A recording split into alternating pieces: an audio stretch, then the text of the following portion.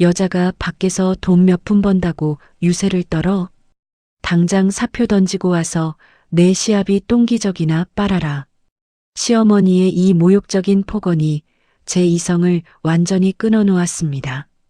제가 십수년을 바쳐 쌓아 올린 커리어는 그들에게 한낱 소꿉 장난에 불과했죠. 심지어 남편은 제 퇴직금을 빼돌려 자신의 억대 도박빚을 갚으려는 역겨운 계획까지 세우고 있었습니다. 더 이상 착하고 바보 같은 며느리로 당하고만 살 수는 없었어요. 제 소중한 아이와 제 인생을 지키기 위해 저는 가장 무자비하고 서늘한 반격을 준비했습니다. 저 오만방자한 모자를 완벽한 지옥으로 밀어넣은 통쾌한 복수극을 지금부터 들려드릴게요. 안녕하세요. 저는 올해 37살, 눈에 넣어도 아프지 않을 3살배기 아이를 키우고 있는 결혼 5년차 워킹맘입니다. 동시에 치열한 세무사 업계에서 살아남기 위해 매일같이 고군분투하는 전문직 여성이기도 하죠. 긴 육아휴직을 마치고 다시 회사로 돌아왔을 때 제 자리는 예전 같지 않았어요. 어떻게든 제 커리어를 다시 궤도에 올려놓고 싶어 매일 밤 코피를 쏟아가며 일에 매달렸습니다. 하지만 밖에서의 전쟁보다 더 숨이 막히는 건 바로 집안에서의 전쟁이었죠. 여보, 나 오늘 아침 일찍 법인 클라이언트 미팅 있어서 먼저 나가봐야 해. 어린이집 등원은 당신이 좀 시켜줘. 거울 앞에서 허겁지겁 화장을 하며 제가 소리쳤습니다.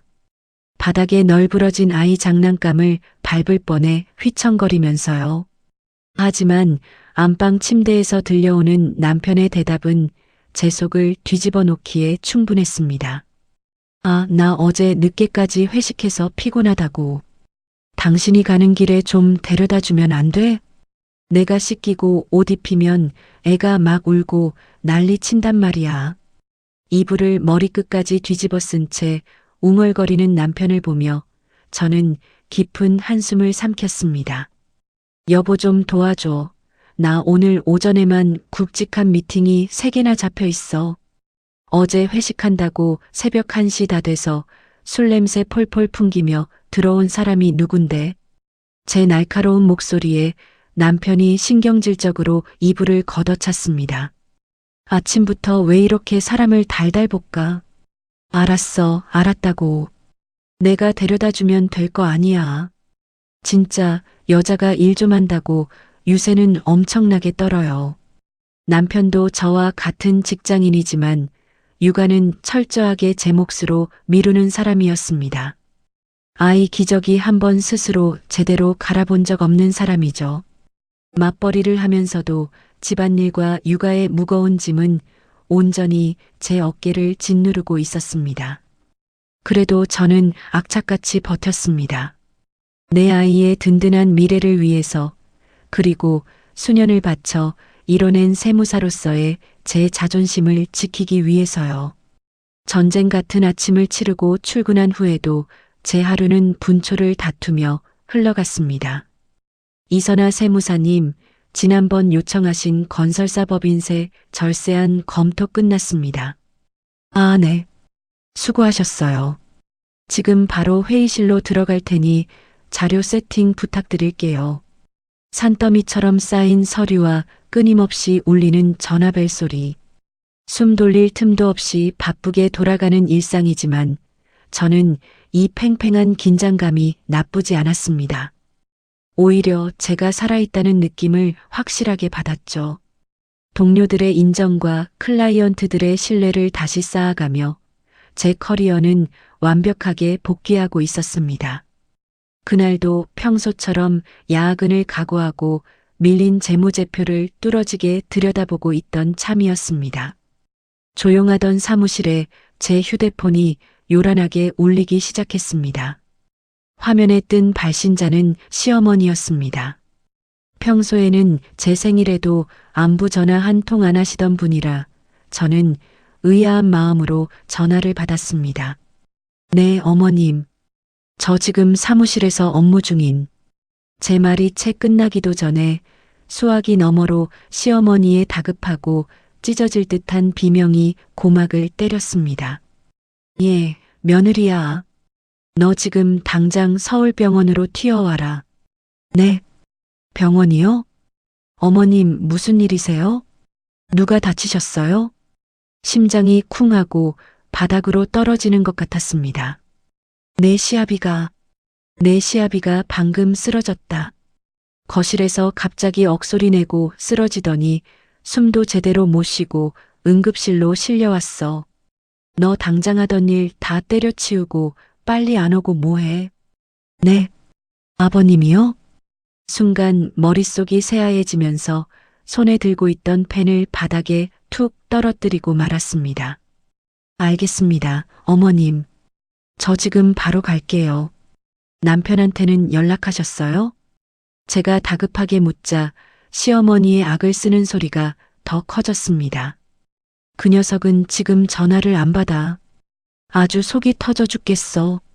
네가 빨리 와서 수속 밟고 시아버지 좀 챙겨라. 내 정신이 하나도 없으니까 딴소리 말고 당장 튀어와. 뚝 하고 전화가 일방적으로 끊어졌습니다. 저는 멍하니 끊어진 휴대폰 화면을 내려다보았습니다. 방금 전까지 숫자들로 꽉 차 있던 제 머릿속이 순식간에 혼돈으로 뒤덮였습니다. 시아버지가 쓰러지셨다니. 가슴이 철렁 내려앉는 것과 동시에 제 책상 위에 산더미처럼 쌓인 서류 더미가 눈에 들어왔습니다. 당장 내일 아침까지 마무리해서 넘겨야 할 아주 중요한 계약건이었습니다. 하지만 사람 목숨이 오가는 상황에서 억지로 일을 붙잡고 있을 수는 없었죠. 이 세무사, 무슨 일 있어? 얼굴이 왜 그렇게 하얗게 질렸어? 창백해진 제 얼굴을 본 부장님이 걱정스러운 목소리로 다가와 물으셨습니다. 부장님, 정말 죄송합니다. 저희 시아버지가 지금 응급실에 실려가셨다고 연락이 와서요. 제가 지금 아주 급하게 병원으로 가봐야 할 것 같습니다. 이 업무는 제가 밤을 새워서라도 병원에서 어떻게든. 어허, 그런 소리 말고 얼른 가봐요. 일은 우리가 알아서 커버할 테니까 마음 단단히 먹고 조심히 다녀와요. 부장님의 배려에 간신히 고개를 숙여 인사를 한 뒤 저는 허둥지둥 가방을 챙겨 들고 사무실을 빠져나왔습니다. 엘리베이터를 기다리며 떨리는 손으로 남편에게 계속 전화를 걸었습니다. 하지만 야속하게도 연결음만 길게 이어질 뿐이었습니다. 이 위급한 상황에 도대체 어디서 뭘 하고 있길래 전화조차 안 받는 건지 원망스러운 마음이 울컥 솟아올랐습니다. 하지만 지금은 화를 낼 시간조차 없었습니다. 저는 구두굽이 닳도록 캄캄한 밤거리를 내달려 간신히 택시를 잡아탔습니다.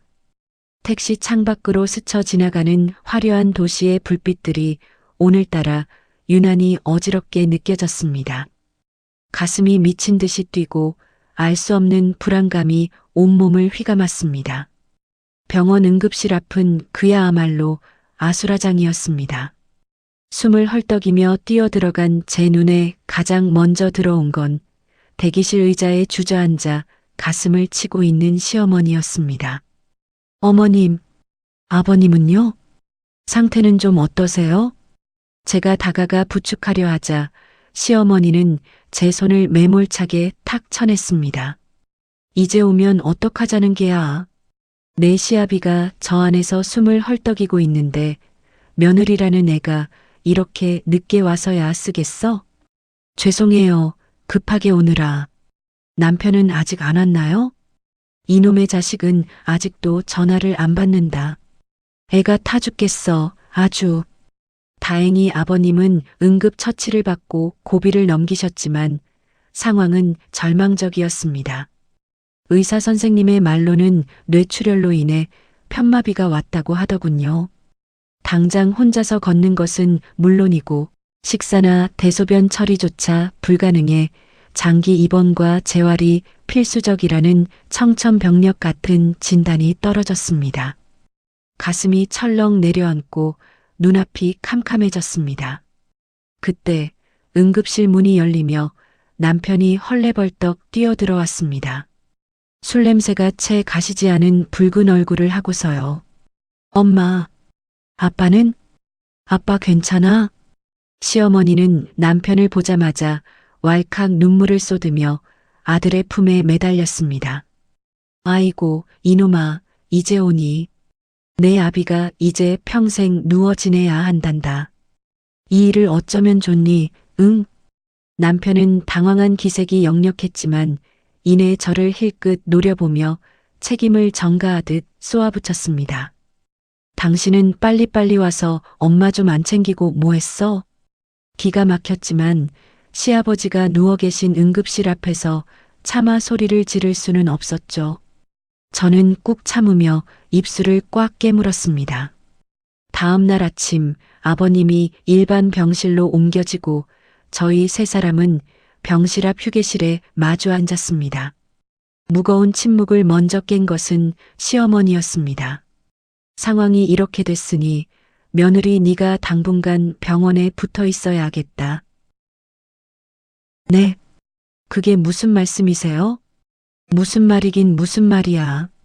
아비가 저렇게 대소변도 못 가리고 누워 있는데 누군가는 옆에서 병수발을 들어야 할 거 아니냐. 네가 간병을 전담해라. 저는 제 귀를 의심했습니다.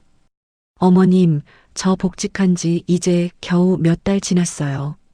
아시잖아요. 당장 오늘 오후에도 중요한 클라이언트 미팅이 줄줄이 잡혀 있고요. 게다가 우리 아이 아직 3살이에요. 제가 병원에 종일 있으면 애는 누가 보고 제 회사는 어떡해요? 당장 휴가를 길게 낼 수도 없는 상황이에요. 제 간절한 설명에도 시어머니의 표정은 차갑게 굳어만 갔습니다. 그래서 지금 내깟 회사 일이 대수라는 거냐? 여자가 밖에서 돈 몇 푼 번다고 어디서 유세를 떨어. 집안의 기둥인 시아버지가 쓰러졌는데 며느리가 병수발을 드는 게 당연한 도리 아니냐. 네가 그러고도 우리 집안 식구야. 시어머니의 앙칼진 고함 소리가 휴게실 복도를 쩌렁쩌렁 울렸습니다. 지나가던 사람들이 힐끗거렸지만 시어머니는 아랑곳하지 않았죠. 저는 너무나도 모욕적인 언사에 온몸이 부들부들 떨렸습니다. 어머님, 돈 몇 푼이라뇨. 저도 제 직업이 있고 10년 넘게 피땀 흘려 쌓아온 커리어가 있습니다. 간병인이 필요하시면 제가 비용을 조금 더 보탤 테니 전문 간병인을 고용하시는 게. 뭐? 간병인? 시어머니가 탁자를 쾅 내리치며 자리에서 벌떡 일어났습니다. 남의 손에 어떻게 내 남편을 맡겨. 그리고 간병비로 아까운 생돈으로 날리자고.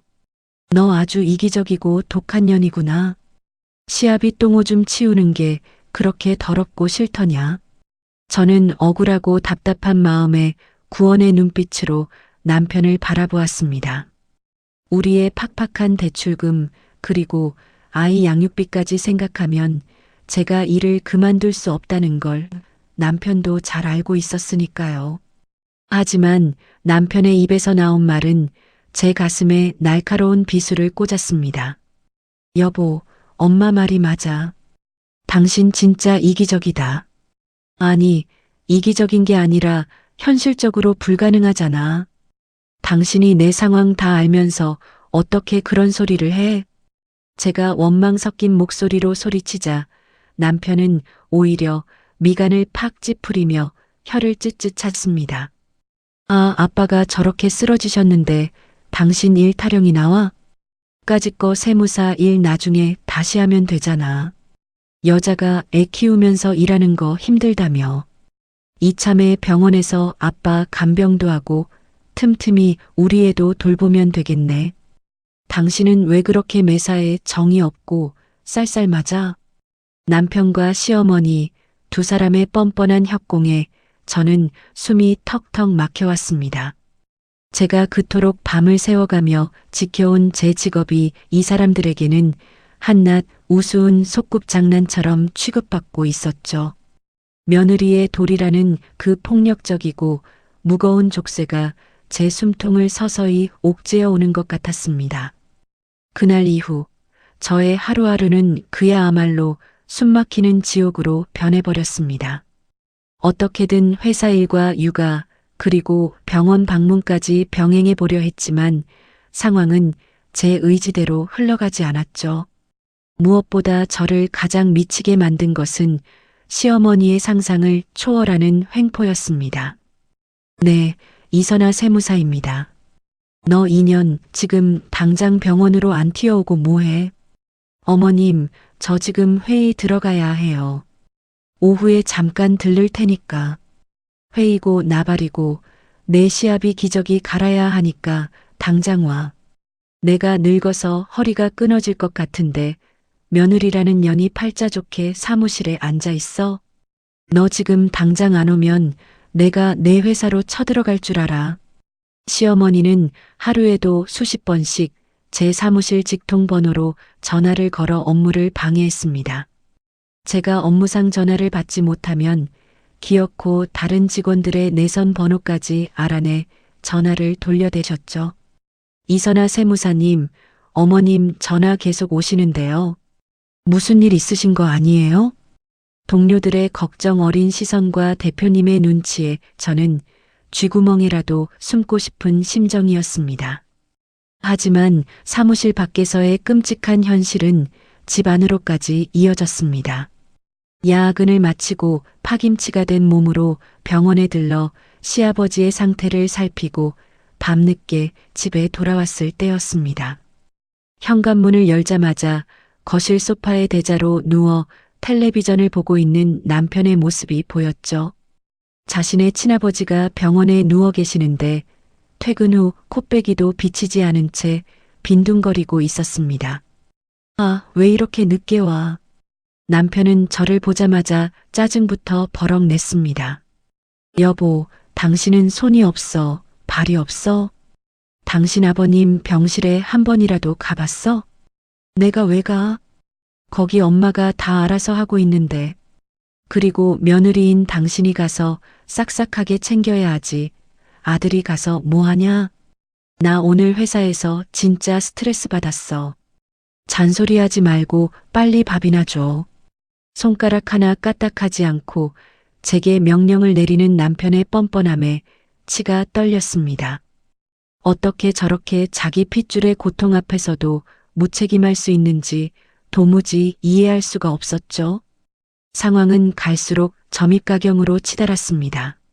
며칠 뒤 밀린 서류를 가방에 쑤셔 넣고 주말 아침 일찍 병실을 찾았을 때였습니다. 병실에는 웬일로 남편이 먼저 와서 시어머니와 귓속말을 나누고 있었죠. 두 사람은 저를 보자마자 마치 기다렸다는 듯이 한심하다는 표정으로 혀를 찼습니다. 너 내일부터 당장 그 알량한 회사 그만둬라. 네. 어머님 방금 뭐라고 하셨어요? 말기 못 알아먹어? 애 키우면서 밖으로 쏘다니기 힘들잖아. 이참에 사표 쓰고 나와서 병수발이나 전담하라는 소리다. 시어머니의 통보는 너무나도 당당해서 어이가 없을 지경이었습니다. 어머님, 저 세무사예요. 그동안 제가 어떻게 공부해서 딴 자격증이고 어떻게 버텨온 직장인데요. 어떻게 그렇게 쉽게 그만두라는 말씀을 하세요? 제가 울컥하며 따지고 들자 옆에 있던 남편이 코웃음을 치며 거들고 나섰습니다. 야, 당신 어차피 일하면서 맨날 힘들다고 징징댔잖아. 이참에 그냥 푹 쉬면 당신한테도 좋은 거 아니야? 세무사 명함 파서 속꿉 장난하는 것도 아니고 여자 혼자 해봤자 얼마나 번다고 유세야. 돈은 내가 벌 테니까 당신은 집안일이랑 아빠 간병이나 해. 속꿉 장난. 그 모욕적인 단어가 제 귓가를 때리는 순간 팽팽하게 당겨져 있던 이성의 끈이 툭 하고 끊어지는 것 같았습니다. 제가 십수년을 바쳐 이룩한 전문직 커리어와 제 치열한 삶이 이 모자에게는 그저 하찮은 소꿉놀이에 불과했던 것입니다. 당신 지금 그걸 말이라고 해? 내일이 소꿉장난 같아 보였어? 그리고 간병을 하려면 친아들인 당신도 같이 휴직을 하든가 해야 하지. 시끄럽다. 시어머니가 매섭게 소리를 지르며 제 말을 잘라버렸습니다. 어디 하늘 같은 남편한테 눈을 동그랗게 뜨고 말대꾸야. 남자는 밖에서 큰일을 해야 하지. 어디 사내 자식이 병실에 틀어박혀 똥기저귀를 간단 말이냐. 당장 내일 회사 가서 사직서 내고 와. 안 그러면 내가 짐 싸들고 내 회사 로비에 누워버릴 테니까 알아서 해라. 병실을 쩌렁쩌렁 울리는 시어머니의 억지와 남편의 비열한 눈빛. 그 순간 저는 뼈저리게 깨달았습니다. 이 사람들에게 저는 한 명의 인격체나 가족이 아니었습니다. 그저 부려먹기 좋은 무료 간병인이자 무급파출부, 그 이상도 이하도 아니었죠. 가슴속 깊은 곳에서부터 검붉은 환멸과 분노가 소용돌이치기 시작했습니다. 병실에서의 그 모욕적인 통보 이후 저는 며칠을 뜬 눈으로 밤을 지새웠습니다. 도무지 납득할 수가 없었죠. 정말로 시댁 형편이 그렇게 바닥이어서 간병인을 도저히 쓸 수 없는 것인지 제 눈으로 직접 확인해 봐야 직성이 풀릴 것 같았습니다. 다음 날 저녁 남편이 퇴근 후 씻으러 화장실에 들어간 틈을 탔습니다. 저는 남편이 평소에 시댁 재산 관련 서류나 공과금, 영수증을 모아두던 서재 책상 서랍을 조심스럽게 열었습니다. 어떻게든 현실적으로 이 상황을 타개할 방법을 찾기 위해서였죠. 서랍 안쪽 깊숙한 곳에서 두툼하고 낡은 대형 서류 봉투 하나를 발견했습니다. 봉투를 열어보니 그 안에는 시어머니 명의로 된 통장들이 여러 개 묶여 있었습니다. 떨리는 손으로 첫 번째 예금 통장을 펼쳐 잔고를 확인한 저는 하마터면 헉하고 비명을 지를 뻔했습니다. 이게 다 뭐야? 잔고가 3억? 두 눈을 비비고 다시 봐도 최금순이라는 이름 옆에 찍힌 숫자는 분명히 3억이 넘었습니다. 다른 입출금 통장과 적금 통장까지 합치면 시어머니가 손에 쥐고 있는 융통 가능한 현금만 무려 5억 원에 달했습니다. 그렇게 어마어마한 돈을 통장에 고스란히 쌓아두고 있으면서도 간병인 비용이 아까워 일하는 며느리를 쥐어짜려 했던 겁니다. 기가 막혀 헛웃음조차 나오지 않았습니다. 자기 남편의 목숨이 오가는 위급한 상황에서도 결국 돈 아까운 게 먼저였던 그 지독하고 소름 돋는 이기심에 치가 떨렸죠. 하지만 진짜 끔찍한 충격은 따로 있었습니다. 서류를 서둘러 제자리에 돌려놓으려던 찰나 책상 위에 올려진 남편의 노트북 옆에서 휴대폰 화면이 번쩍이며 켜졌습니다. 이자 입금 기일 지났습니다. 이번 주까지 입금 안 되면 회사로 당장 찾아갑니다. 심장이 쿵하고 발밑으로 끝없이 추락하는 것 같았습니다. 대부업체? 대기업 다니는 남편이 왜 악명 높은 사채업자에게서 돈을 빌린 거지? 저는 덜덜 떨리는 손으로 남편의 휴대폰을 낚아챘습니다. 비밀번호는 예전부터 우리 아이의 생일이었기에 단번에 풀 수 있었죠. 휴대폰 안의 세상은 그야말로 역겨운 지옥 그 자체였습니다. 문자 메시지함에는 온통 제2금융권 대출금 독촉 문자와 주식 반대 매매 경고 메시지로 꽉 차 있었습니다. 게다가 인터넷 방문 기록을 열어보니 불법 도박 사이트와 사설 스포츠 토토 접속 흔적이 수두룩하게 쏟아져 나왔습니다. 미친 인간. 도대체 밖에서 무슨 짓을 하고 돌아다닌 거야. 손이 사시나무 떨리듯 떨려 휴대폰을 쥔 손가락에 쥐가 날 지경이었습니다. 남편의 계좌 내역을 샅샅이 뒤져보니 직장인 마이너스 통장은 이미 한도를 초과해 막힌 지 오래였습니다. 이곳저곳에서 미친 듯이 끌어다 쓴 불법 사채 빚만 좋기 3억 원이 훌쩍 넘어가고 있었죠. 그 순간 남편과 그의 친구가 나눈 메신저 대화창이 제 눈에 들어왔습니다. 야, 너 그 사채 빚 어떡하려고 그래? 사채업자들이 진짜 내 회사로 찾아가서 깽판 치면 너 당장 모가지야. 걱정 마. 다 빠져나갈 구멍이 있으니까. 우리 와이프, 이번에 아빠 간병 핑계대고 퇴사시킬 거거든. 걔가 그래도 직장 계속 다녔고 연차도 있어서 이번에 퇴직금 정산하면 얼추 갚을 수 있어. 그거 내 통장으로 쏙 빼서 일단 급한 불부터 끌 거야. 와, 진짜 미친놈. 재수 씨가 순순히 잦은 퇴사를 한대? 우리 엄마가 병실에서 드러눕고 난리치는데 지가 별 수 있어? 지 잘난 맛에 사는 세무사 타이틀 떼버리면 어차피 평생 내 밑에서 기어야 해. 순간 숨이 턱 막히며 눈앞이 하얗게 전멸했습니다. 가슴 한가운데에 시퍼런 칼날이 푹 꽂히는 것처럼 끔찍한 고통이 밀려왔죠. 시어머니는 그저 자기 돈이 아까워 저를 무료 파출부로 부려먹으려던 것이었습니다. 하지만 남편의 악랄함은 차원이 달랐습니다. 자신의 더러운 도박빚을 갚기 위해 제 피와 땀이 서린 퇴직금을 노리고 아주 치밀하게 제 목을 조르고 있었던 겁니다. 그동안 제가 밤잠을 줄여가며 코피를 쏟고 일할 때 이 인간은 도박장에 앉아 제 퇴직금을 어떻게 빼앗아갈지 낄낄대며 궁리하고 있었던 거겠죠. 화장실에서 샤워기 물줄기가 멈추는 소리가 들렸습니다.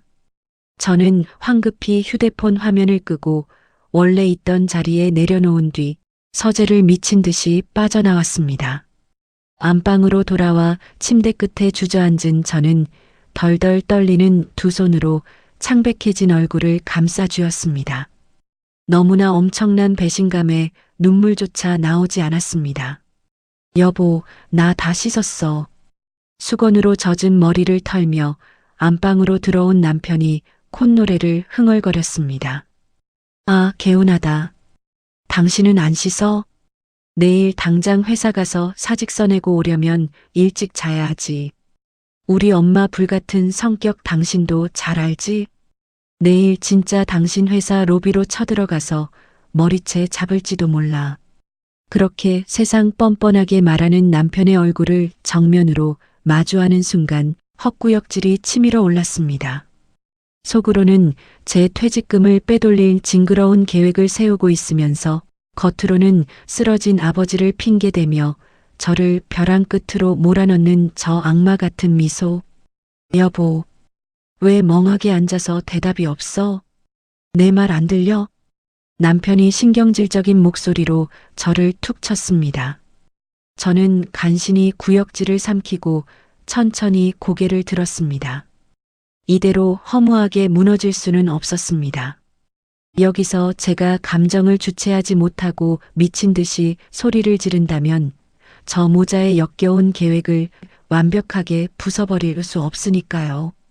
지금은 철저하게 속아 넘어가는 척 순종적이고 바보 같은 며느리이자 아내 연기를 해야만 했습니다.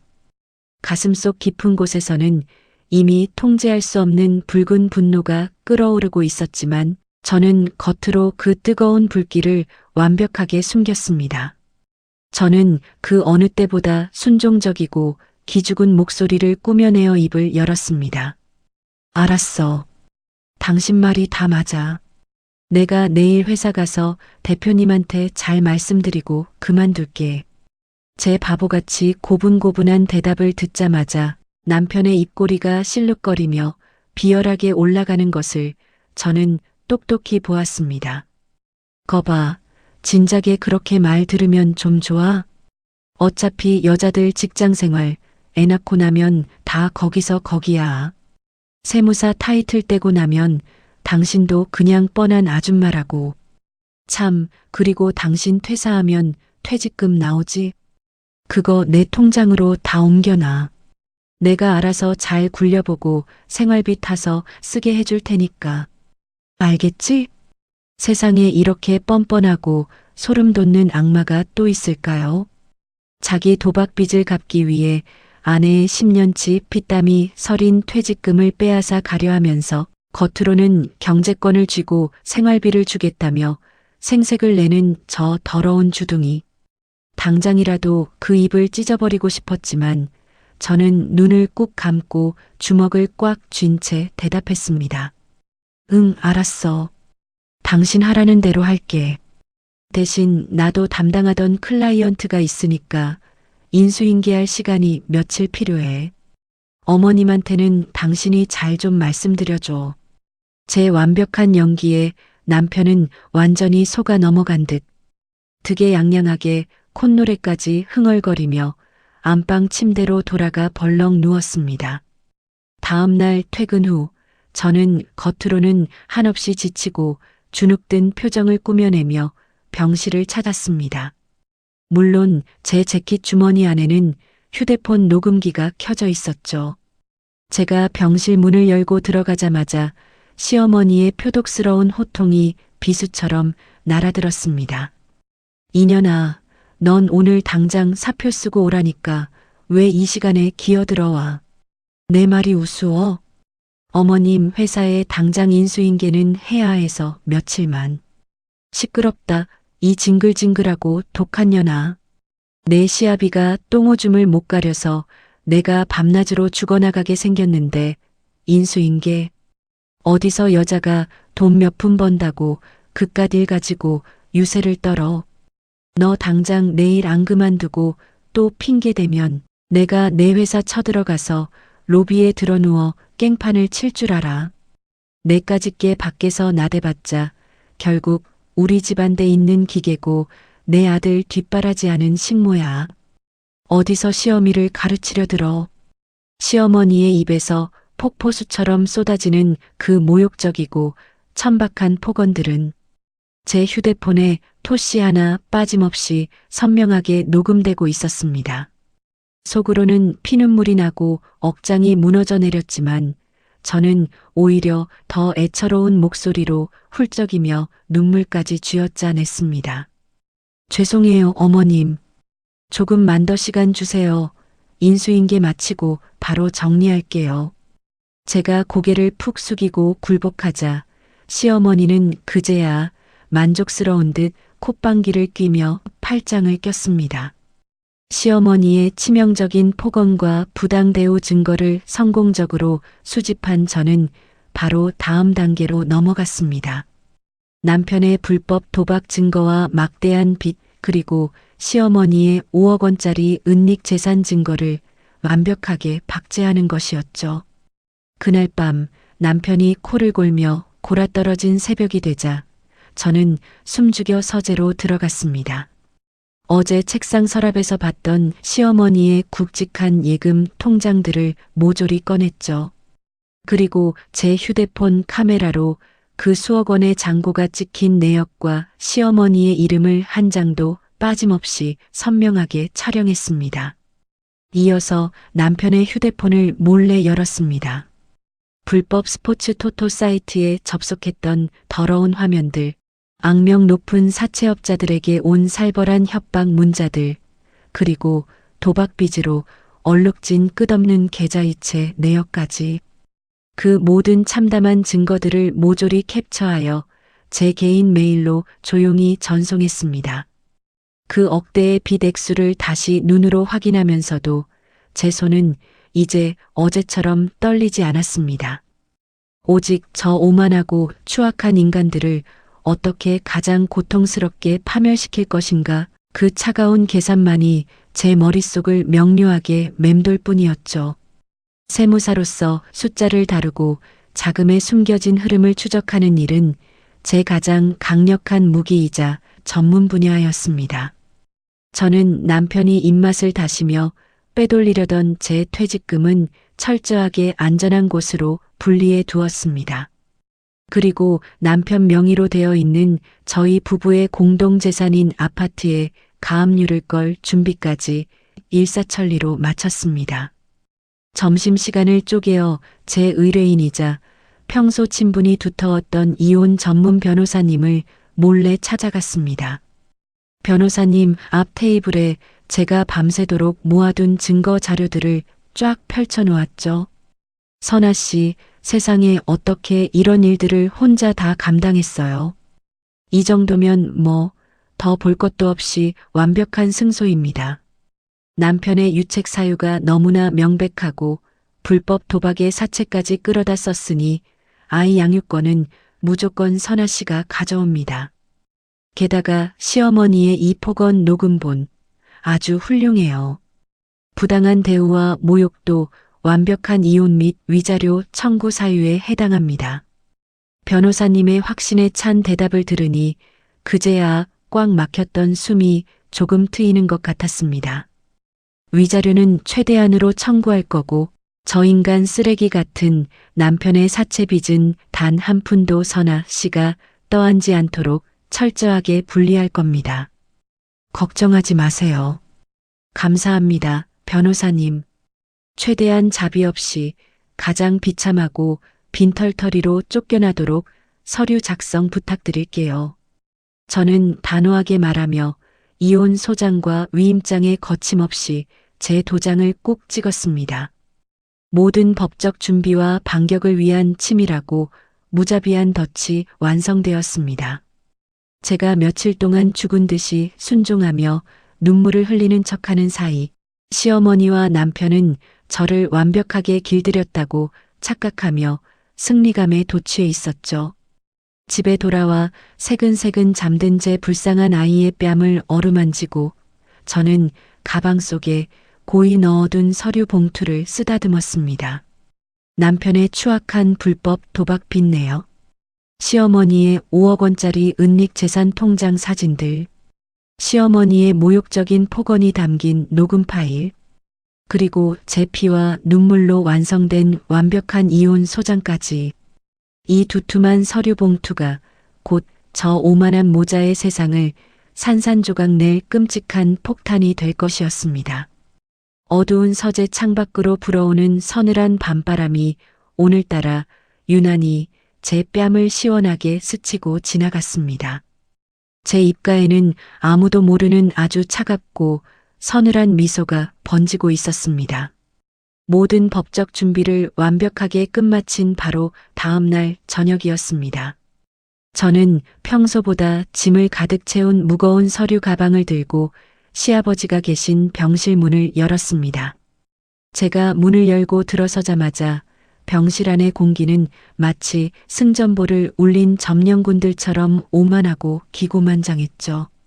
보조 침대에는 남편이 다리를 꼬고 앉아 콧노래를 흥얼거리며 휴대폰 게임을 하고 있었습니다. 시어머니는 팔짱을 딱 낀 채 저를 아래 위로 훑어보며 비릿한 미소를 지었고요. 제가 가방을 내려놓고 고개를 숙이자 시어머니의 날카로운 목소리가 병실 안을 찢어놓았습니다. 이제야 내 주제 파악이 좀 되나 보지. 진작에 그렇게 고분고분 숙이고 들어올 것이지. 하여간 독한 년. 내까짓게 버텨봤자 시댁 어른들 손바닥 아니라는 걸 왜 여태 몰랐어? 저는 속에서 끓어오르는 구역질을 애써 억누르며 겉으로는 한없이 주눅든 표정을 지어 보였습니다. 죄송해요, 어머님. 제가 그동안 너무 제 생각만 했나 봐요. 이제 곧 사직서 제출하고 마무리 짓겠습니다. 제 입에서 사직서라는 단어가 나오자마자 남편은 하던 휴대폰 게임을 멈추고 벌떡 일어났습니다. 그리고는 마치 선심이라도 쓰듯 과장된 몸짓으로 자신의 안주머니에서 빳빳한 종이 한 장을 꺼내 제 얼굴 앞으로 쑥 내밀었죠. 자, 옛다. 당신 바쁠까봐 내가 회사 휴게실에서 미리 타이핑해서 뽑아왔어. 사인만 해서 내일 당장 내고 와. 그 종이는 다름 아닌 남편이 제멋대로 양식을 다운받아 이름까지 쳐서 출력해온 사직서였습니다. 어떻게든 제 퇴직금을 하루빨리 손에 쥐어 자신의 도박빚을 갚고 싶어 안달난 그 역겨운 조급함이 고스란히 묻어나왔죠. 여보, 굳이 당신이 이런 것까지. 아, 내가 당신 남편이잖아. 당신이 하도 미적거리니까 내가 확실하게 도와주는 거 아니야. 여기 밑에 서명란 보이지? 지금 당장 내 눈앞에서 사인해. 남편은 득에 양양한 미소를 지으며 제 손에 억지로 볼펜을 쥐어주었습니다. 그 볼펜을 쥔 제 손끝이 미세하게 떨렸습니다. 두려워서가 아니었습니다. 당장이라도 이 펜으로 저 인간의 뻔뻔한 면상을 찔러버리고 싶은 맹렬한 분노 때문이었죠. 제가 펜을 쥐고 머뭇거리는 척하자 시어머니가 혀를 끌끌 차며 매섭게 다그쳤습니다. 예, 너 지금 뭐하니? 우리 아들이 저렇게까지 챙겨주는데 당장 사인 안 하고 멍청하게 서서 너 설마 이제 와서 딴소리 하려는 건 아니겠지? 아니에요, 어머님. 할게요. 지금 할게요. 저는 덜덜 떨리는 연기를 하며 사직서 맨 밑에 작게 제 이름을 휘갈겨 썼습니다. 제가 서명을 마치자마자 남편은 마치 거액의 복권이라도 당첨된 사람처럼 사직서를 낚아채어 번쩍 들어 올렸습니다. 역시 넌 내 말 들어야 편하게 산다니까. 당신 내일 이거 내면 퇴직금 정산은 얼마나 걸린대? 한 달 안에 나오나?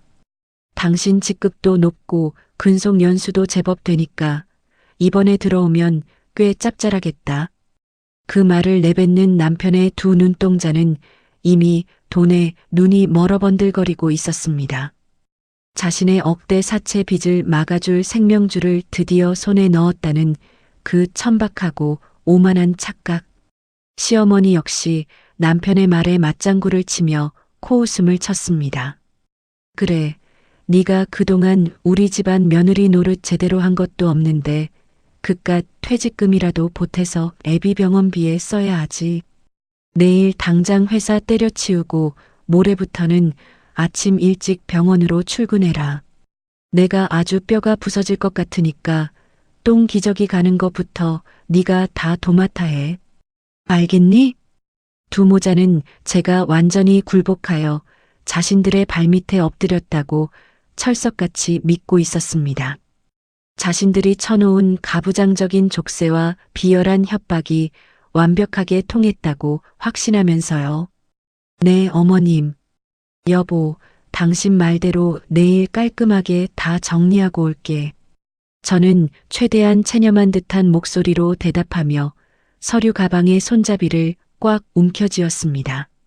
지금 제 가방 안에는 방금 남편이 내민 그 알량한 사직서와는 비교도 안 될 만큼 무시무시한 서류들이 고스란히 들어 있었죠. 남편의 도박빚과 사채 이용 증명서, 시어머니의 5억 원짜리 은닉 재산 통장 사진들, 그리고 완벽하게 작성된 이혼 소장. 그 치명적인 폭탄들이 가방 안에서 당장이라도 터질 듯이 뜨겁게 맥박치고 있었습니다. 그래, 진작 이렇게 나왔어야 하지. 아휴, 속이 다 시원하네. 여보, 당신 내일 일찍 출근해야 하니까 오늘은 나랑 엄마가 병실 지킬게. 가서 푹 자도. 남편은 제 어깨를 두드리며 가증스러운 미소와 함께 병실 밖으로 저를 떠밀었습니다. 응, 고마워 여보. 내일 봐. 저는 얌전하게 인사를 꾸벅하고 병실 문을 나섰습니다. 등 뒤로 굳게 닫히는 병실 문 너머에서 자기들끼리 낄낄거리며 승리를 축하하는 저열한 웃음소리가 새어나왔습니다. 어둠이 짙게 깔린 병원 복도를 걸어 나오며 저는 비로소 꾹꾹 눌러 참았던 숨을 길게 내뱉었습니다. 그리고 굳게 닫혔던 입술 사이로 서늘하고 차가운 비웃음이 터져 나왔죠. 마음껏 웃고 마음껏 승리에 도취해 있어라. 너희들의 그 역겨운 착각과 오만함이 하늘을 찌를수록 내일 추락하게 될 지옥의 바닥은 더 깊고 고통스러울 테니까. 저는 터질 듯한 서류 가방을 품에 꼭 안은 채 어느 때보다 당당하고 가벼운 발걸음으로 병원을 빠져나왔습니다. 내일 펼쳐질 완벽하고도 자비 없는 심판의 시간을 고대하면서 말입니다. 대망의 결전날이 밝았습니다. 저는 아침 일찍 일어나 가장 아끼는 단정한 정장을 차려입고 평소보다 공들여 화장을 했죠.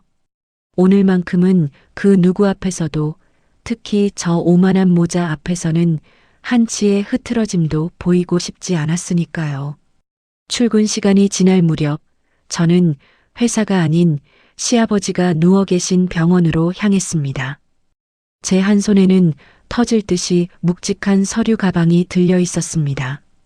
병실 문을 열고 들어가자 아침 식사를 막 마친 듯한 남편과 시어머니가 저를 반겼습니다. 아니, 정확히 말하면 제가 가져올 퇴직금을 반기는 거였겠죠. 당신 생각보다 빨리 왔네? 회사에 사직서 내고 바로 온 거야?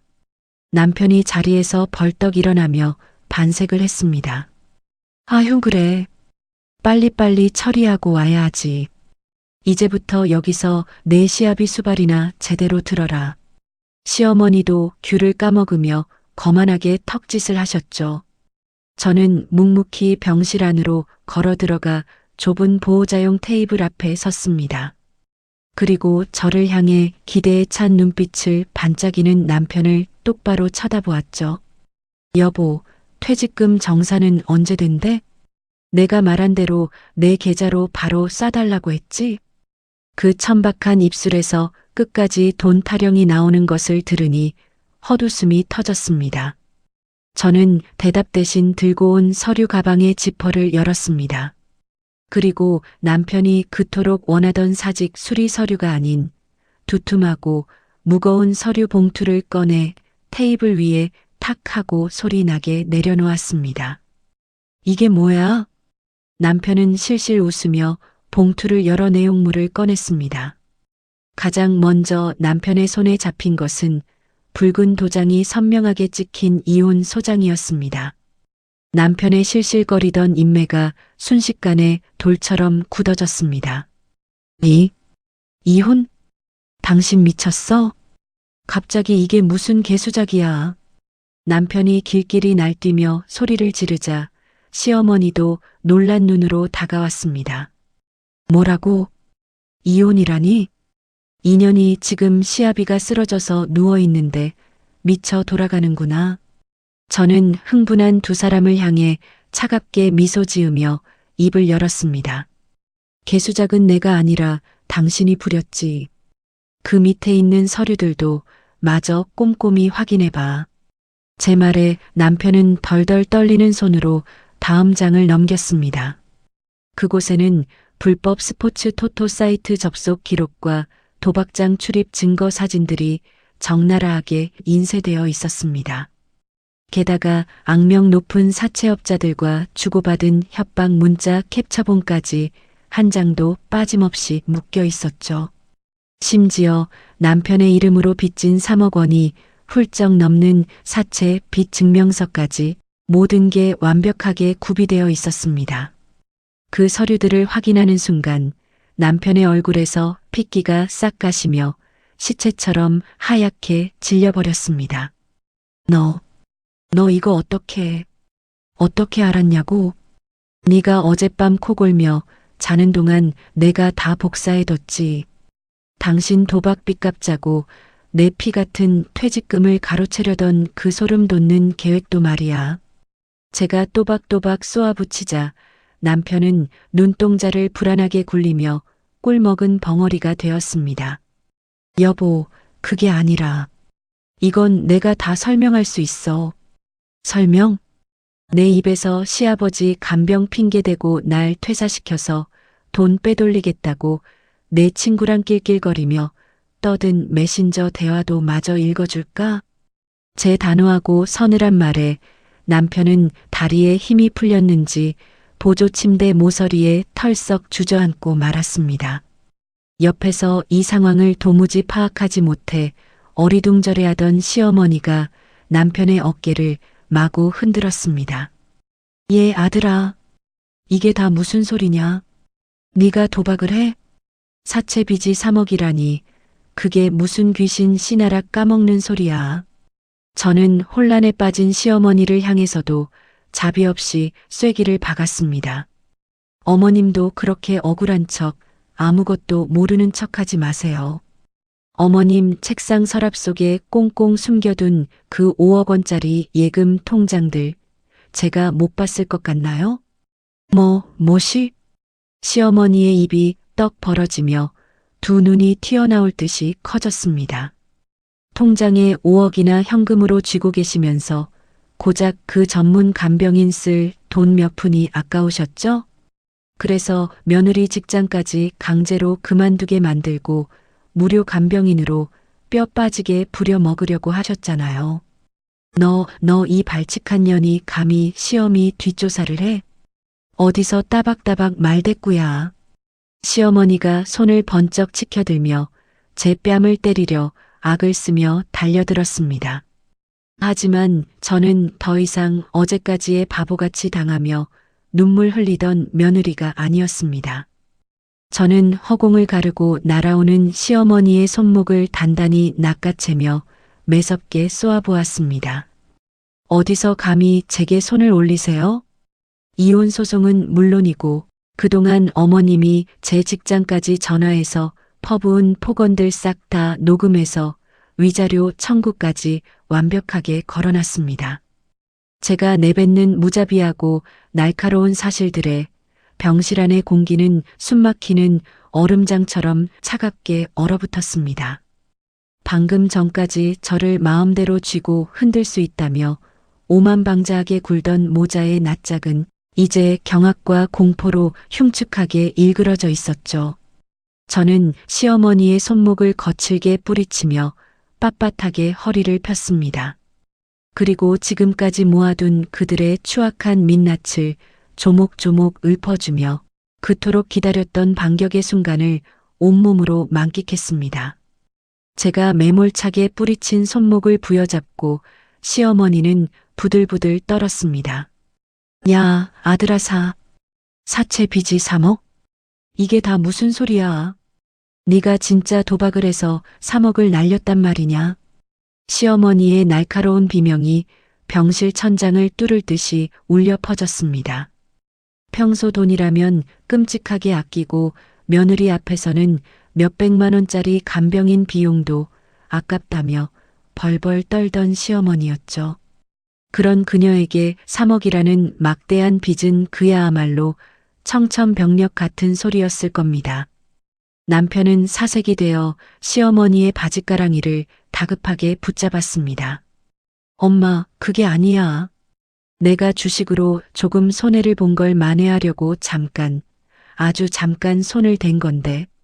진짜 재수가 없어서 운이 나빠서 그렇게 된 거라고. 이 미친놈아. 짝 하는 소름 끼치는 마찰음과 함께 시어머니의 억센 손바닥이 남편의 뺨을 사정없이 강타했습니다. 아, 엄마, 왜 때려? 내가 지금 안 때리게 생겼어? 내 애비가 평생 뼈 빠지게 모은 돈을 갉아먹어도 유분수지. 어디서 겁도 없이 사채를 끌어다 써. 이 호적에서 당장 파버릴 놈아. 시어머니는 완전히 이성을 잃고 남편의 등짝과 머리통을 마구잡이로 내리치기 시작했습니다. 당장 허공으로 날아간 돈과 빚쟁이들이 몰려올 것이라는 공포가 훨씬 더 컸던 겁니다. 방금 전까지 저를 쥐잡듯이 잡으며 똘똘 뭉쳤던 뻔뻔한 모자가 이제는 서로를 헐뜯고 때리며 병실 바닥에서 짐승처럼 뒹굴고 있었죠. 아, 엄마 진짜 그만 좀 해. 나도 미치겠으니까 그만하라고. 남편도 지지 않고 시어머니의 손을 거칠게 밀쳐내며 폐륜적인 난투극을 벌였습니다. 환자복을 입고 의식 없이 누워있는 시아버지 곁에서 벌어지는 이 총극은 그야말로 구역질이 날 정도로 역겨운 아수라장이었습니다. 저는 그 우스꽝스럽고도 비참한 꼴을 팔짱을 낀 채 서늘한 눈으로 내려다보았습니다. 한참을 서로 치고받으며 씩씩대던 두 사람의 시선이 다시 제게로 향했습니다. 여보, 내가 다 잘못했어. 내가 진짜 순간 미쳐서 제정신이 아니었나 봐. 당신 퇴직금으로 이번 한 번만, 딱 한 번만 급한 불 끄게 도와주면 내가 평생 당신한테 엎드려 살게. 제발 나 좀 살려줘. 남편은 제 발밑으로 비참하게 기어와 무릎을 꿇고 두 손을 싹싹 빌기 시작했습니다. 방금 전까지 제게 사직서를 집어 던지며 득에양양하게 비아냥거리던 그 오만방자한 기세는 온데간데 없었죠. 그저 당장 사채업자들에게 끌려가 죽게 생긴 찌질하고 비겁한 겁쟁이만이 바닥에 엎드려 있을 뿐이었습니다. 시어머니 역시 헝클어진 머리를 하고서 제 바지깃을 붙잡고 늘어졌습니다. 예, 아가. 그래도 한 입을 쓰던 부부인데 네가 이대로 모른 척하면 어떡하니? 네가 돈도 잘 버니까 우선 내 돈으로 우리 아들 빚 좀 갚아주고 시아비 간병도 계속. 그 입 닥치세요. 제 차갑고 날선 일갈에 시어머니의 구질구질한 변명이 뚝 끊겼습니다. 저는 더 이상 이 오물통 같은 곳에서 단 1초도 숨을 섞고 싶지 않았습니다. 누구 좋으라고 내 피 같은 돈으로 저 인간 도박빚을 갚아줍니까? 내가 미쳤어요? 그리고 간병. 어머님 책상 서랍 속에 고스란히 숨겨둔 그 돈으로 최고급 VIP 간병인을 쓰시든 아니면 무릎 꿇고 있는 저 훌륭한 아드님 시켜서 직접 똥 기저귀를 빠시든 두 분이서 알아서 하세요. 저는 바닥에 널브러진 이혼 소장과 끔찍한 증거 서류들을 구둣발로 싸늘하게 툭툭 밀어냈습니다. 내 변호사가 아주 유능해서요. 저 인간 사채 빚은 단 한 푼도 나한테 넘어오지 않게 완벽하게 법적 조치 다 끝났습니다. 그리고 우리 아파트 가압류 걸어놓은 건 이혼 소송 끝나고 내 몫의 재산과 위자료까지 한 푼도 빠짐없이 챙겨갈 테니까 당장 길거리에 나 앉을 짐이나 싸두시고요. 여보, 제발. 내가 진짜 죽을 죄를 졌어. 우리 애를 봐서라도 제발 한 번만 용서해줘. 남편이 콧물까지 흘리며 제 바지가랑이를 붙잡고 오열했지만 저는 가차없이 그 더러운 손을 매몰차게 걷어찼습니다. 더러운 입에 우리 아이 올리지 마. 도박장에 앉아서 지 새끼 엄마 퇴직금 빼돌릴 국리나 하던 쓰레기한테 아빠 자격 따위는 애초에 없으니까. 간병은 두 분이서 오붓하게 하세요. 저는 제 아이와 제 인생 살겠습니다. 저는 그 말로 완벽하게 쐐기를 받고 뒤도 돌아보지 않은 채 미련 없이 획 돌아섰습니다. 문을 열고 나가려는 찰나 뒤에서 시어머니가 짐승처럼 울부짖으며 저주를 퍼붓는 소리가 들렸습니다. 아이고, 내 팔자야. 내 아들 다 죽게 생겼네. 이 독한 년아, 네가 이대로 무사할 줄 알아? 넌 천벌을 받을 거다. 천벌은 어머님 아들이 이미 받고 있는 것 같네요. 저는 문고리를 잡은 채 어깨 너머로 차갑게 비웃어 주었습니다. 아, 그리고 조만간 무시무시한 사채 빚쟁이들이 병원이고 집이고 마구 들이닥칠 텐데 부디 두 분 다 몸조심들 하세요. 저는 쾅 소리가 나게 병실 문을 닫아버렸습니다. 굳게 닫힌 문 너머로 남편의 짐승 같은 오열과 시어머니의 절망적인 발악 소리가 복도를 쩌렁쩌렁 울렸습니다. 하지만 저는 눈 하나 깜짝하지 않았습니다. 오히려 참아왔던 더러운 체증이 싹 내려가는 기분이었죠. 병원을 빠져나와 시원한 밤바람을 깊게 들이마시는 순간 짓눌려 있던 가슴이 뻥 뚫리는 듯한 짜릿한 통쾌함이 온몸으로 밀려왔습니다. 당당하게 앞을 향해 걸어나가는 제 구두 발소리가 오늘따라 유난히 경쾌하고 통쾌하게 밤거리에 울려 퍼졌습니다. 제가 그 지옥 같은 병실 문을 박차고 나온 지 불과 일주일도 채 되지 않았을 때의 일입니다. 저는 즉시 친정집으로 아이를 데리고 거처를 옮겼고 이혼 소송은 제 유능한 변호사의 지휘 아래 일사천리로 진행되고 있었죠. 그러던 어느 날부터 제 휴대폰은 시어머니와 남편이 번갈아가며 보내는 구질구질한 문자 메시지로 폭발할 지경이 되었습니다. 며느리야, 내가 잘못했다.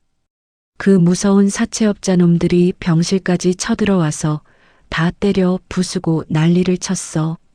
내 평생 모은 그 돈도 그놈들이 내 남편 빚 갚는다고 이자까지 쳐서 다 털어가 버렸다. 이제 우리 식구 다 길거리에 나앉게 생겼으니 제발 한 번만 만나다오. 절망과 공포가 뚝뚝 묻어나는 시어머니의 문자 메시지를 보며 저는 싸늘하게 콧방귀를 뀌었습니다. 돈이 세상의 전부인 줄 알았던 분이니 그 목숨 같은 돈을 고스란히 뺏겼을 때의 고통은 짐작하고도 남았죠. 며느리 피눈물 짜내서 간병인 비용 아껴보려다 아들놈 사채 빚에 전 재산을 날려버린 꼴이라니 그야말로 완벽한 자업자득 아닙니까? 게다가 제 변호사님을 통해 전해 들은 남편의 소식은 더더욱 통쾌했습니다. 사채업자들이 기어코 남편의 회사 로비까지 찾아가 진을 치고 빚을 갚으라며 깽판을 쳤다는 겁니다. 결국 불법 도박과 사채 문제로 대기업의 명예를 실추시킨 남편은 즉각 인사위원회에 회부되어 중징계를 받고 대기 발령 상태가 되었다고 하더군요. 자신이 얄팍하게 파놓은 지옥불에 스스로 머리부터 다이빙을 한 셈입니다. 모든 연락을 완벽하게 차단하고 제 업무에만 매진하던 어느 평화로운 오후였습니다. 이선아 세무사님, 저기 1층 로비에 어떤 남자분이 막무가내로 찾아와서 뵙자고 난리를 피우고 있는데요. 안내 데스크 직원의 다급한 내선 전화를 받고 저는 올 것이 왔구나 직감했습니다. 저는 조금도 당황하지 않고 거울 앞에서 옷매무새를 단정하게 가다듬은 뒤 천천히 1층 로비로 내려갔습니다. 엘리베이터 문이 열리자마자 제 눈에 들어온 것은 과거의 그 거만하고 잘난 척하던 모습은 온데간데 없이 반쪽이 된 남편의 흉측한 몰골이었습니다. 머리는 며칠을 안 감았는지 심하게 떡이 져 있었고 초점 없는 눈동자 아래로는 퀭한 다크서클이 턱 밑까지 깊게 내려와 있었죠. 남편은 저를 발견하자마자 로비 대리석 바닥이 부서져라 무릎을 꿇으며 짐승처럼 기어왔습니다. 자기야, 내가 다 잘못했어. 제발 나 한 번만 용서해줘. 지나가던 우리 회사 직원들과 클라이언트들이 화들짝 놀라 수군거리기 시작했지만 남편은 이미 얄량한 자존심이나 체면 따위는 내다버린 지 오래였습니다. 내가 미쳤었어. 그 도박 빚 때문에 사채업자들이 우리 엄마 돈까지 다 털어가고 나 지금 회사에서도 잘리게 생겼어. 당신이 내 유일한 구명줄이야. 당신 없으면 나 진짜 죽어. 제발 한 번만 돌아와줘. 남편은 닭똥 같은 눈물을 뚝뚝 흘리며 제 구두코를 두 손으로 부여잡고 엉엉 오열했습니다. 그 구질구질하고 찌질한 몰골을 내려다보고 있자니 가슴 깊은 곳에서부터 참을 수 없는 구역질이 치밀어 올랐습니다. 이거 안 나? 당장 그 더러운 손 치워.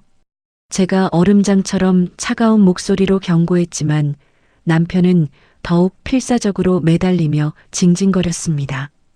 여보, 내가 진짜 개과천선해서 당신 평생 떠받들고 살게. 우리 애기 아빠 없이 키울 수는 없잖아. 응? 당신 퇴직금으로 내 급한 불만 꺼주면 내가 진짜 노가다를 뛰어서라도. 아직도 내 퇴직금 타령이야? 제가 날카로운 헛웃음을 터뜨리며 남편의 어깨를 구둣발로 매몰차게 걷어찼습니다. 아! 남편이 흉한 비명을 지르며 대리석 바닥에 나동그라졌습니다.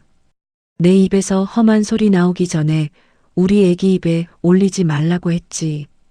지 새끼 엄마 돈 뜯어내서 도박장 갈 국리나 하던 버러지 같은 놈이 어디서 감히 뻔뻔하게 부성애를 들먹여. 저는 로비 바닥에 볼품없이 널브러진 남편을 향해 짐승만도 못한 벌레를 보듯 경멸의 시선을 던졌습니다. 내 엄마가 숨겨둔 5억 원 다 날렸으니 이제 두 모자가 쌍으로 길바닥에 나앉아서 사이좋게 깡통이나 차시든가. 당신이 회사에서 잘리든 사채업자한테 끌려가서 죽어나가든 이제 나랑은 일절 상관없는 남이야. 알아들어? 자기야, 제발. 나 진짜 무서워서 죽을 것 같단 말이야. 남편이 눈물 콧물 범벅이 된 얼굴로 다시 기어와 제 바짓가랑이를 붙잡으려 했습니다.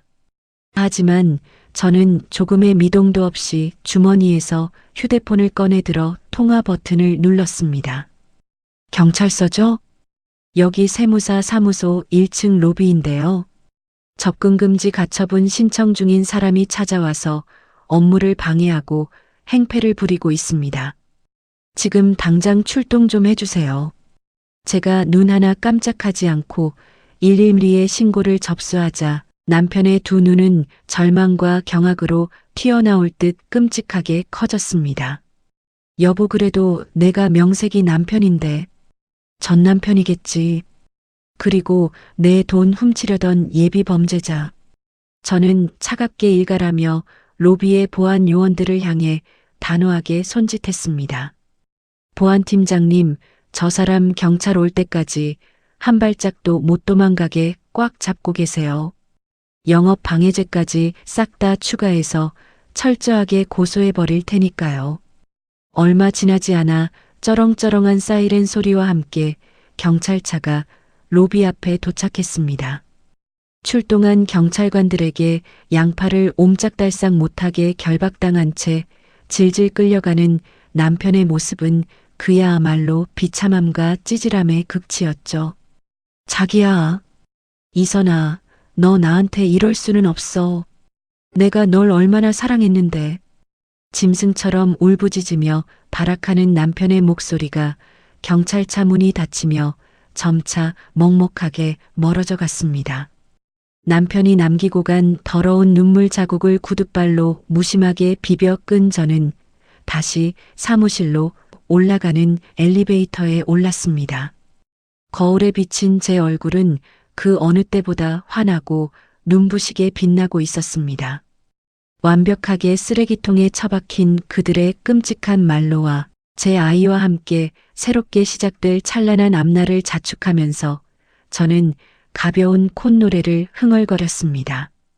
그 폭풍 같았던 시간들이 지나고 어느덧 계절이 두 번이나 바뀌었습니다. 지독하게 춥고 시렸던 제 인생의 겨울이 끝나고 마침내 따뜻하고 찬란한 봄이 찾아왔죠. 경찰차에 실려가며 짐승처럼 울부짖던 전 남편의 마지막 모습을 끝으로 제 이혼 소송은 아주 완벽하고 깔끔하게 마무리되었습니다. 유책 사유가 너무나 명백했기에 아이의 양육권은 당연히 제 품으로 안겼고 위자료와 재산 분할 역시 제가 원하는 대로 한치의 오차 없이 받아낼 수 있었습니다. 전 남편의 그 끔찍한 사채 빚은 단 1원도 제게 넘어오지 않도록 철저하게 법적인 방어벽을 쳤고요. 오히려 제가 살던 아파트에 가압류를 걸어 제 몫을 온전히 챙겨 나온 덕분에 저는 아이와 단둘이 살 아담하고 예쁜 새 보금자리를 마련할 수 있었습니다. 엄마, 이거 봐. 내가 블로그로 커다란 성 만들었어. 어머, 우리 아들 진짜 멋진 성을 만들었네. 우리 왕자님이 이 성에 사는 거야. 햇살이 따스하게 비치는 거실 한가운데서 4살배기 제 아이가 해맑게 웃으며 장난감을 조립하고 있습니다. 그 평화로운 웃음소리를 듣고 있노라면 과거 지옥 같았던 시댁과 전 남편의 그늘에서 벗어나길 1000번, 10,000번 잘했다는 확신이 듭니다. 그 누구의 눈치도 보지 않고 억지스러운 희생을 강요당하지도 않는 온전한 제 인생을 되찾은 것이죠. 회사에서의 제 커리어 역시 완벽하게 만개했습니다. 이혼이라는 큰 산을 넘으면서 저는 내면적으로 훨씬 더 단단하고 독해졌습니다. 일과 육아를 핑계로 저를 깎아내리던 방해물들이 사라지자 제 업무 능력은 그야말로 날개를 단 듯 수직으로 상승했죠. 이선아 세무사님, 이번 건설사 합병건 절세 플랜 진짜 완벽했어요. 대표님께서도 극찬하시면서 이번 하반기 인사평가는 기대해도 좋으실 거라고 귀띔하셨습니다. 감사합니다, 팀장님. 다 저희 팀원들이 밤낮 없이 고생해준 덕분이죠. 동료들의 인정과 신뢰 속에서 저는 세무사로 당당하게 제 커리어의 정점을 향해 거침없이 달려가고 있습니다. 그 옛날 시어머니와 전 남편이 제 직업을 향해 소꿉장난이라며 비웃었던 그 알량한 착각을 실력으로 완벽하게 짓밟아준 셈입니다. 반면 오만함의 극치를 달리던 그들의 말로는 참담함 그 자체였습니다. 며칠 전 남편과도 아는 사이인 제 오랜 대학 동창에게서 우연히 전화를 한 통 받았습니다. 선아야, 혹시 그 인간 소식 들었어? 아니, 제가 그쪽 소식을 굳이 알 필요가 있나? 어머, 완전 난리도 아니래. 그 인간 사채업자들이 하도 깽판을 쳐서 결국 회사에서 파면당하고 퇴직금마저 빚쟁이들한테 탈탈 털렸대. 지금은 일용직 전전하면서 그 싸구려 요양병원 다인실에서 혼자 아버님 대소변 받아내고 있다더라. 동창이 전해준 소식은 제 예상보다 훨씬 더 비참하고 처절했습니다. 인과응보. 자신이 저지른 죗값을 그대로 돌려받는다는 그 흔한 사자성어가 이렇게 뼈저리게 와닿을 수가 없었습니다. 며느리의 피땀 어린 퇴직금을 가로채 도박 빚을 갚고 무료 간병인으로 부려먹겠다며 기고만장했던 두 모자. 결국 그들은 서로를 원망하고 저주하며 자신들이 파놓은 지옥불 한가운데서 평생을 고통받으며 썩어가게 된 것입니다.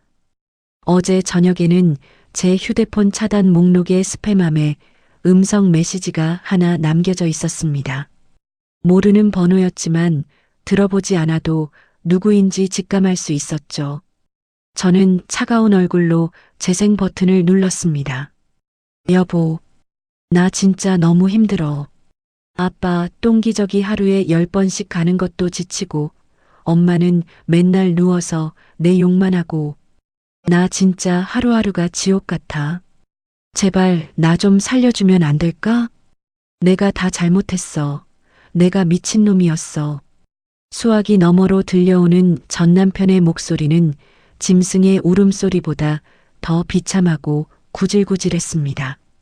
과거 병실에서 제게 사직서를 집어던지며 낄낄대던 그 악마 같은 남자의 모습은 온데간데 없이 그저 현실의 무게에 짓눌려 헐떡이는 패배자만이 남아 있었죠. 저는 코웃음을 치며 곧바로 그 음성 메시지를 영구 삭제 버튼을 눌러 지워버렸습니다. 일말의 동정심조차 들지 않는 아주 완벽하고 통쾌한 응징이었습니다. 엄마, 이리 와서 나랑 같이 블록놀이 하자. 아이가 제 치맛자락을 당기며 깨르르 웃음을 터뜨렸습니다. 그래, 우리 강아지. 엄마가 아주 높고 튼튼한 성벽을 만들어줄게. 저는 아이를 번쩍 안아 올려 볼에 입을 맞추었습니다. 세상을 살아가다 보면 때로는 부당한 희생을 강요받고 가족이라는 이름의 폭력 앞에 굴복해야 할 것 같은 위축감이 들 때가 있습니다. 하지만 여러분, 절대 무너지지 마십시오. 내 삶의 주도권은 그 누구도 아닌 오직 나 자신에게만 있습니다. 며느리의 도리나 아내의 희생이라는 낡고 부당한 족쇄가 우리의 숨통을 조여올 때 우리는 두려워하지 말고 당당하게 끊어내야 합니다. 스스로를 지키기 위해 내린 단호하고 용기 있는 결단은 결국 저처럼 가장 찬란하고 평화로운 행복을 선물해 줄 것입니다. 제 아이와 함께 그려나갈 앞으로의 인생은 그 어떤 방해물도 없는 눈부시게 맑은 날들의 연속일 테니까요. 창밖으로 흐드러지게 핀 벚꽃잎이 봄바람을 타고 거실로 날아들어왔습니다. 저는 제 선택이 틀리지 않았음을 온몸으로 느끼며 세상 그 누구보다 눈부시고 환한 미소를 지었습니다. 오늘 제가 들려드린 이야기 어떠셨나요? 저 이선아가 보여드린 것처럼 용기 내어 끊어내야 할 때는 단호하게 끊어내야 합니다. 나 자신을 지키는 굳건한 결단만이 진정한 행복을 가져다 준다는 것을 꼭 기억하셨으면 좋겠습니다. 지금 이 순간에도 남몰래 눈물 흘리며 상처받고 계실 분들에게 제 이야기가 작은 위로와 통쾌한 카타르시스가 되었기를 진심으로 바랍니다. 여러분의 앞날에는 부디 억울한 눈물 없이 따뜻하고 눈부신 봄날만 가득하시기를 진심으로 응원할게요. 지금까지 제 사연을 끝까지 들어주셔서 정말 감사합니다. 늘 건강하시고 오늘도 평안하고 행복한 하루 보내시길 바랍니다.